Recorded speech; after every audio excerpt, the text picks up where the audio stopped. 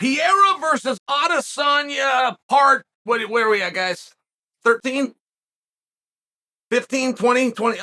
You get my point. What do you guys think of that? And I don't know if there's anything about Izzy Adesanya that I don't appreciate. I mean, I feel we owe him a thank you. Considering everybody else is going to charge us the same amount of money for the same amount of our time, but they don't all give us the same amount of entertainment. When he comes out dancing to the ring, he comes out as the Undertaker. I'm not really. Thank you. And I think we owe him a thank you. And one thing about him is he can keep a grudge. He has not let this go with Alex Pereira. This was a damning moment that you have all glossed over. This was a damning moment when Israel Adesanya teased a child.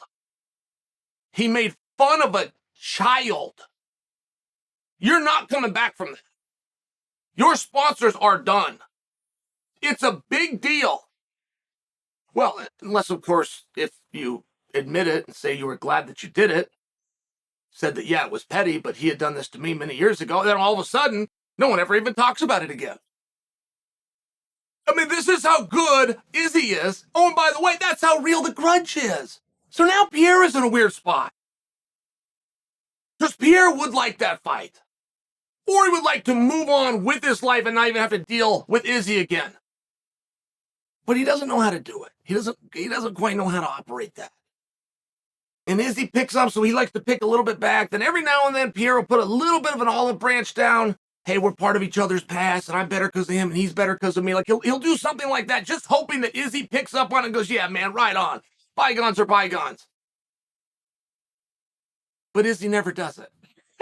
Izzy never meets him. He never meets him halfway. So then poor Alex has to go back to the whole, I beat him more times than he's beat me. I mean, it just turns into one of these things. But now they're talking about it. I'm just bringing this to your attention. Because Izzy said, look, we're never going to fight again unless he wins the belt at 205. If he wins the belt at 205, there's Adesanya talking about Alex saying, I think they're going to fast track, same as they did me. I believe, Izzy speaking, if Alex beats Blachowicz, Alex will then go right for the title with Jamal, and if he beats Jamal, I will go up and I will challenge him. But is that what you guys want?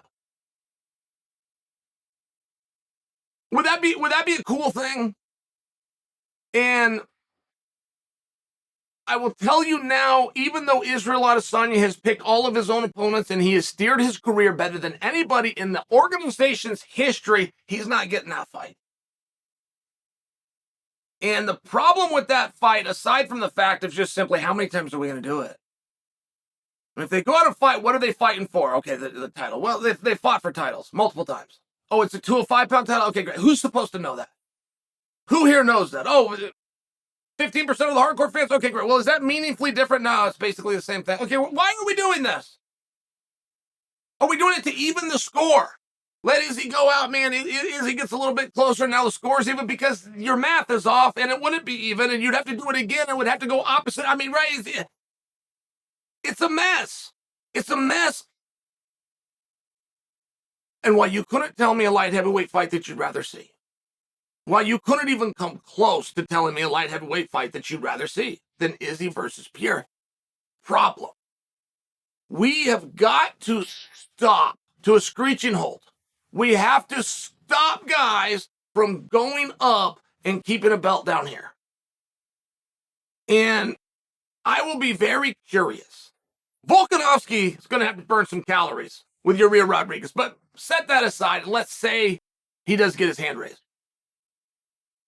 I will be very curious if Volk goes up and challenges Makhachev and keeps the 45-pound title because it's the only thing that stopped him from beating Makhachev.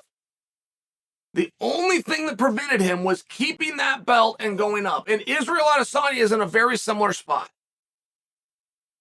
I know he had some takedowns, he had some size. I realized there was some physicality with his fight with Blachowicz. But the biggest thing was the fact that it didn't matter.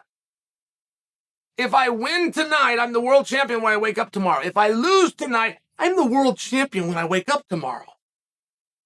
If I win tonight, my next fight will be a main event on a pay-per-view for a whole bunch of money. If I lose tonight, my next fight will be a main event on a pay-per-view for a whole bunch of money. It was one of these really peculiar spots. And I think that's what's going to stop it. If Izzy gets in that spot and he's willing to relinquish, not only would he relinquish, he vows he's not going to return. This is now my weight. And there can't be two of us, which means one of us is likely walking. It's that important. It's that big. I think you're having a different conversation.